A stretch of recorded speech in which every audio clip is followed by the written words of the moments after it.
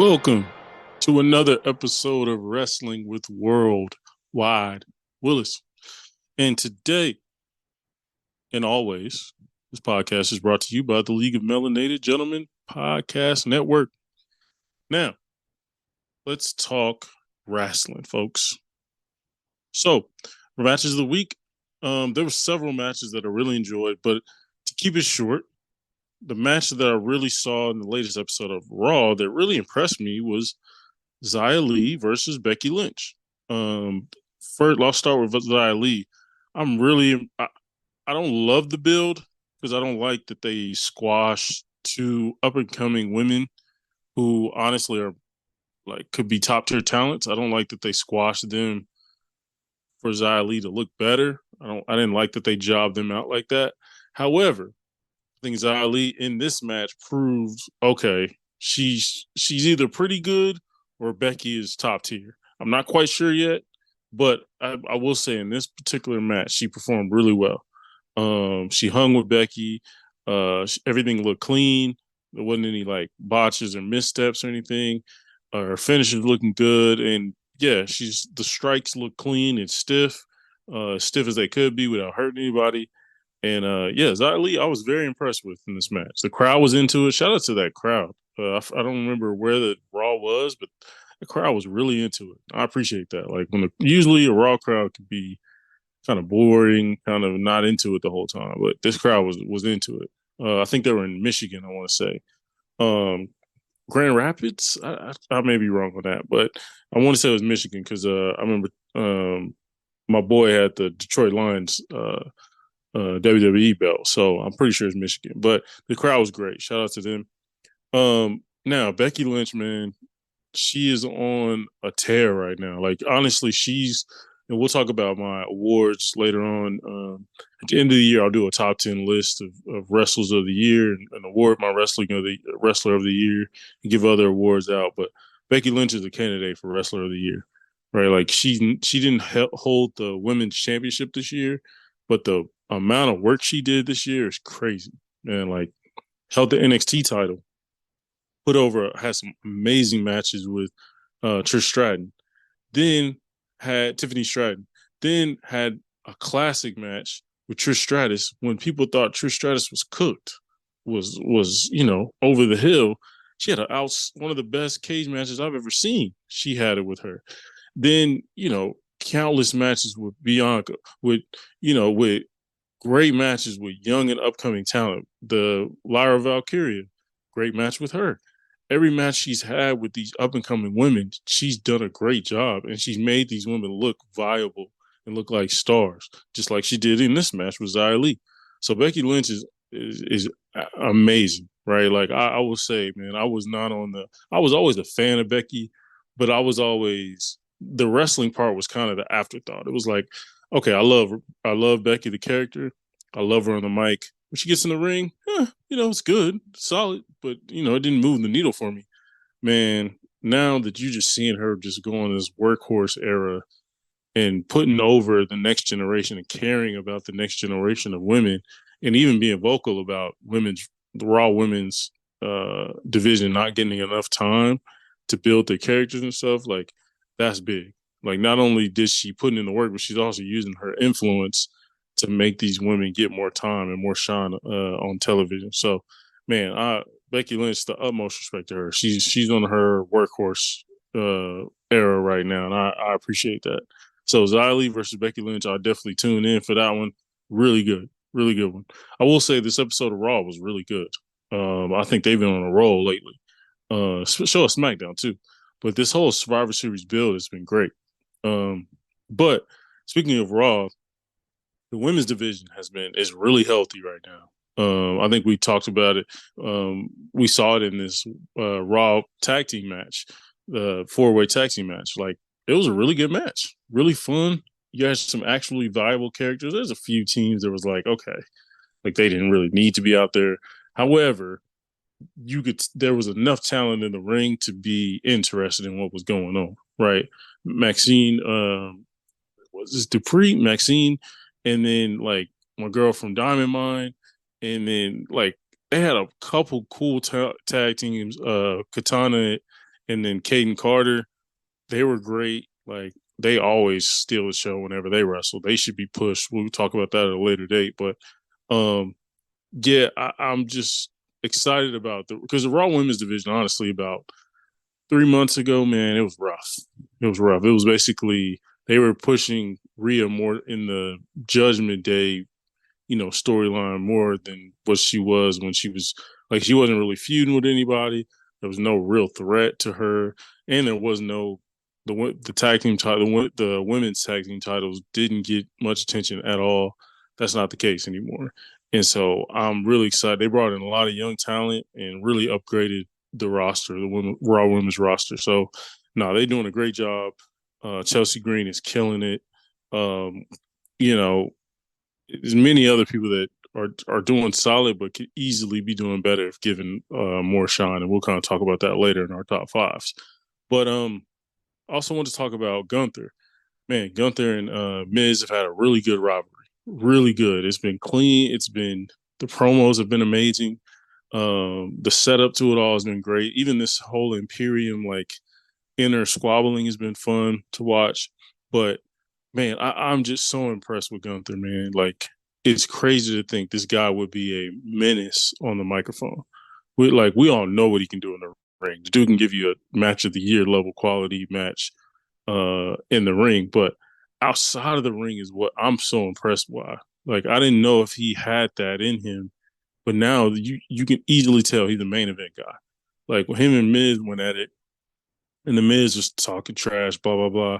And Gunther walks in, just calmly starts talking, like breaking down the Miz, starts calling him Mikey, and talking about how he was a loser and a weirdo, and he doesn't belong in the ring with athletes of this sport, of this caliber, and that the Miz should be on the other side of the guardrail and should be out there with the fans, with those weirdos, because that's where you belong.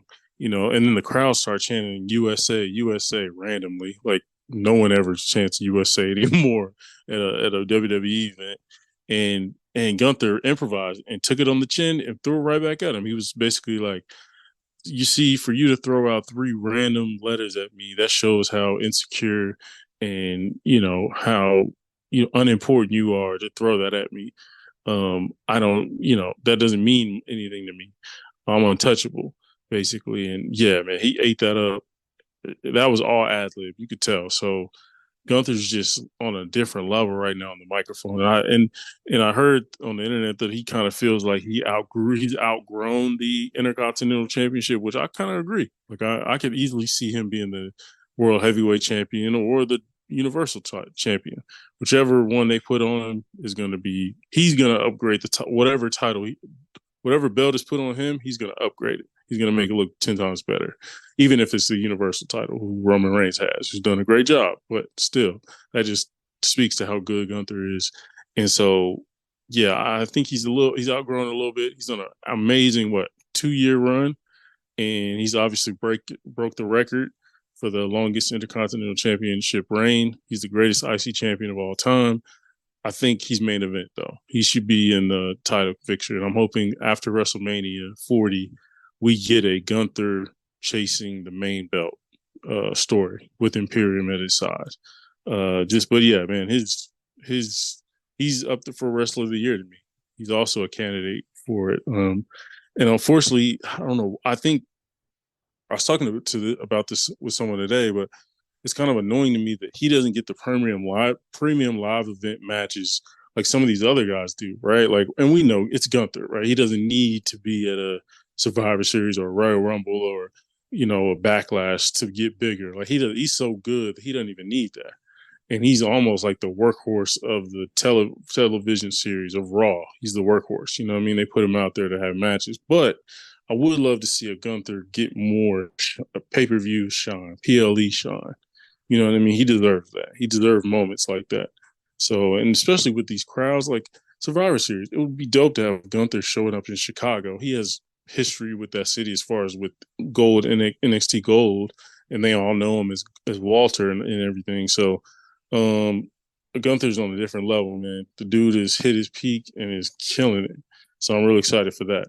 Okay, the WarGames, this build for WarGames has been amazing. It's been really, really good. There's inner stories in between all of them. There's like 3, 4, 5 different layers of stories in the men's and women's match. And the women's match is really fun to see kind of this weird dynamic and damage control where you have Dakota Kai, Kairi Sane, Asuka, Io Sky, kind of all kind of clicking up. And then you got Bailey there, kind of like, yeah, yeah, like trying to join in, but kind of it's very clear that she's starting to feel like she doesn't belong, even though she started the whole thing, and so it's really cool to see that dynamic. They're continuing to try to beat up Charlotte and Becky and Bianca and Shotzi, but in the meanwhile, you can see there's some friction there. So I'm very interested to see if they turn on Bailey and Bailey becomes a babyface again, either at Survivor Series or maybe the Raw after, whichever, or SmackDown after. Be very interesting. But I'm like, those are layers, right? Also with the other team, you got layers. You got Becky showing up to be a teammate or on Team Bianca, which we all know Charlotte, who's also on Team Bianca, Charlotte and Becky do have beef, have real beef. Like they were best friends, but they have like real beef. So like there's a storyline there. Like, okay, are they going to get along to be able to pull this off and win WarGames? So there's just a lot of little stories there.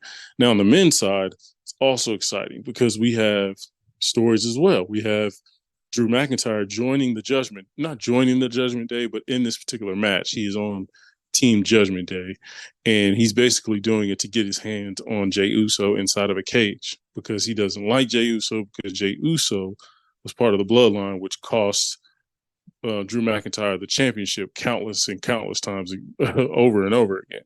So I'm really excited to see that kind of dynamic. Yeah, and then again, you have the Drew McIntyre and Judgment Day thing where Damian Priest is like, hey man, like the dude is kind of like stepping on my toes here. Like Drew he's not in Judgment Day, but he's stepping on my toes. He's challenging me. He's, puffing up his chest against me. Like, what's the deal? And also they have beef, just wrestling each other just normally, but that's also very interesting. You can tell like the Judgment Day, other members are like, Drew's in here. I guess that's the way it's gonna be. And Rhea's like, no, this is a business move, right? We needed a fifth member, and I got somebody who vehemently dislikes someone on the other team. So I think we're straight as far as trust goes.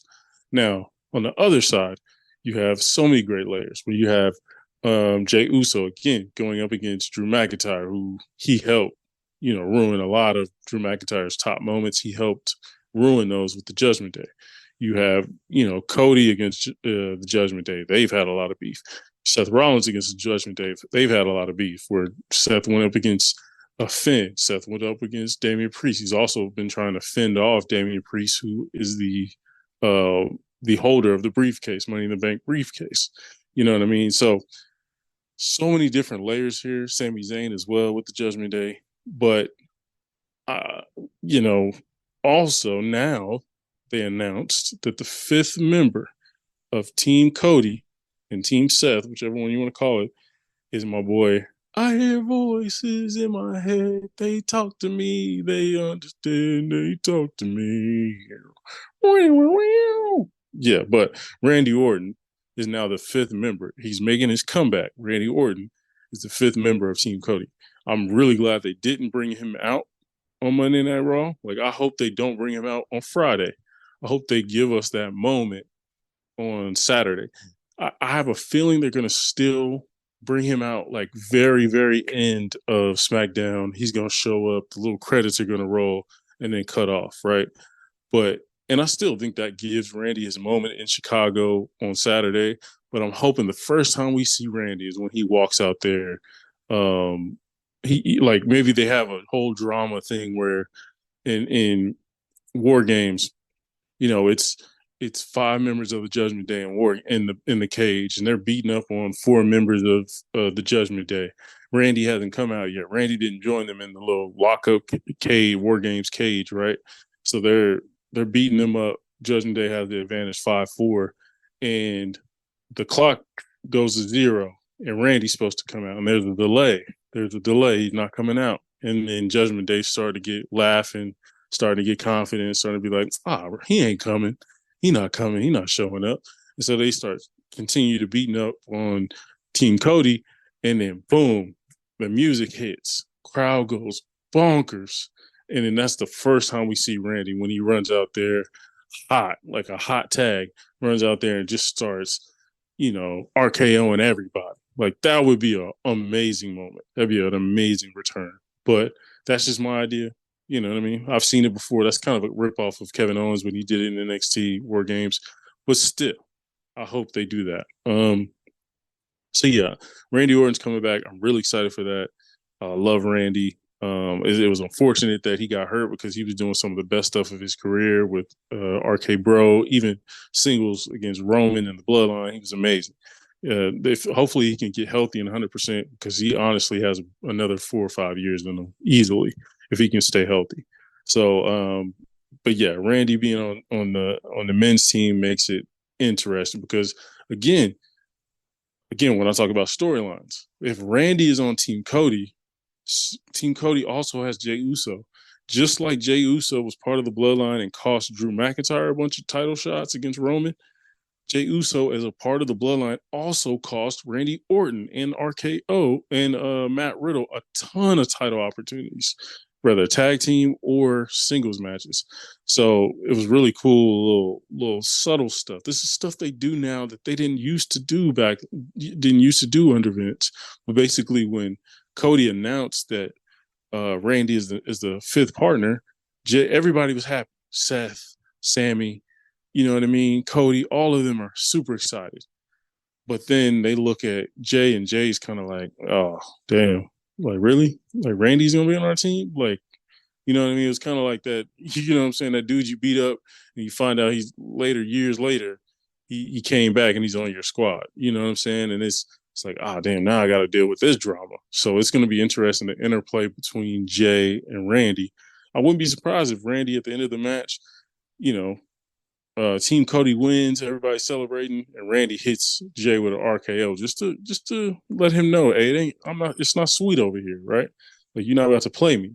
So I'm really excited about that War Games. The build again has been great. Really, really good build for both sides. Again, this War Games, this Survivor Series, I think there's one title being defended, and that's the women's championship between Rhea Ripley and Zoe Stark. But the build for this card has been so good that people aren't even noticing that. Like people don't even care that Roman isn't defending his title. They care that this thing has a War Games in it. This thing has a bunch of other good matches in it. So really, really good job, Triple H, of building this card out. And I love the GM move. I love having GMs. Adam Pearce and my other guy for SmackDown. I love it. I love GMs. Gives us an old school feel. Gives us a purpose. It makes it to where we have an authority figure as well for people to bounce stuff off of. There's been some great behind the scenes, behind the scenes shots and segments that have been funny, have been good, been interesting. So yeah, really excited for that.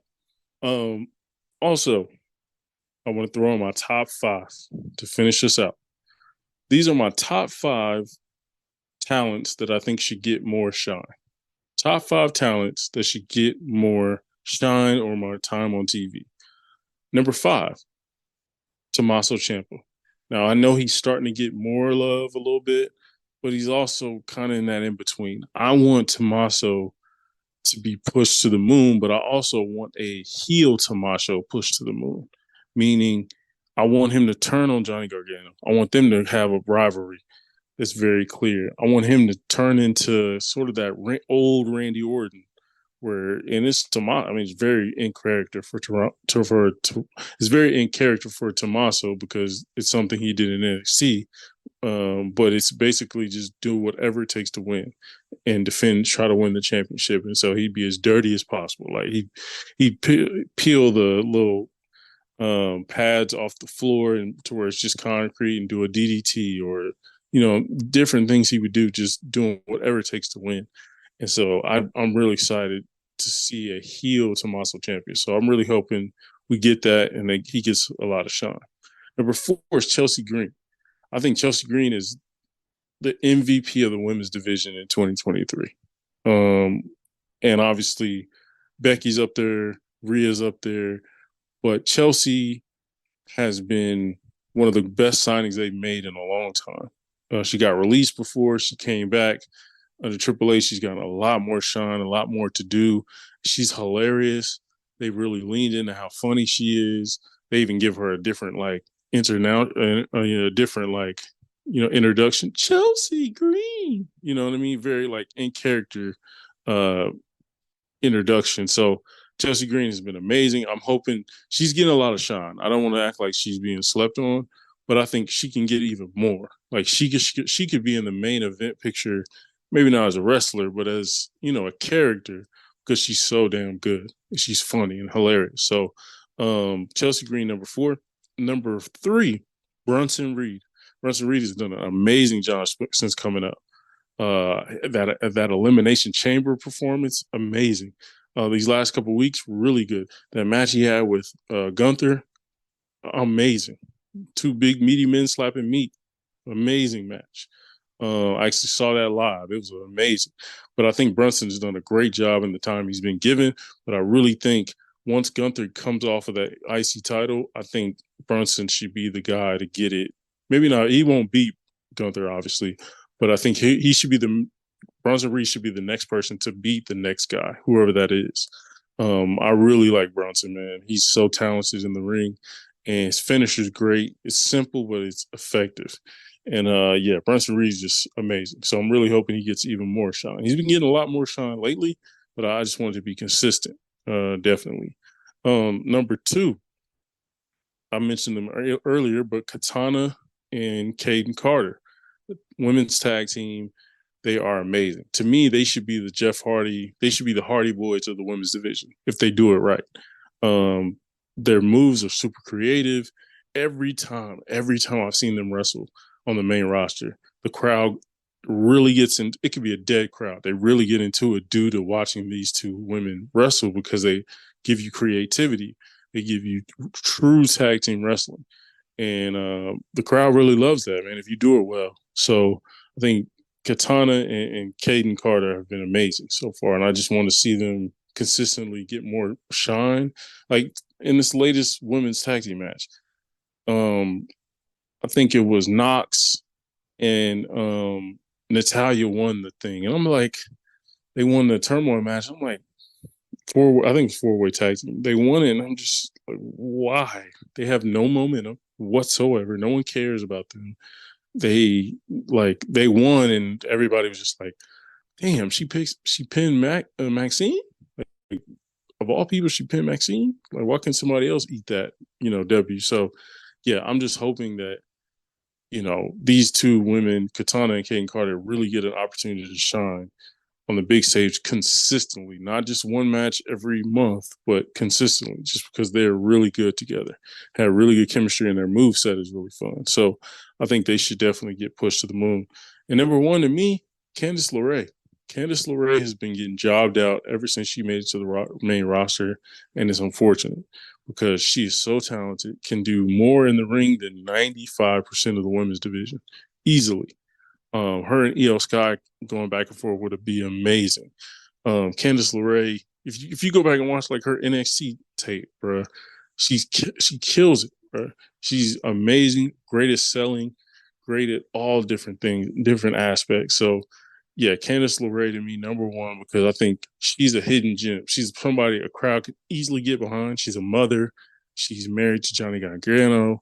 She's athletic and doing crazy stuff that mothers probably shouldn't do, but she does, and does it really well. One of the best wrestlers in the world to me in women's division. One of the best women's wrestlers I've ever seen, Candice LeRae. So yeah, I'm hoping they really push her, especially moving in the Royal Rumble. Hopefully she has some really good spots and a really good performance. But yeah, that's my overall top 5. So we'll go over it again.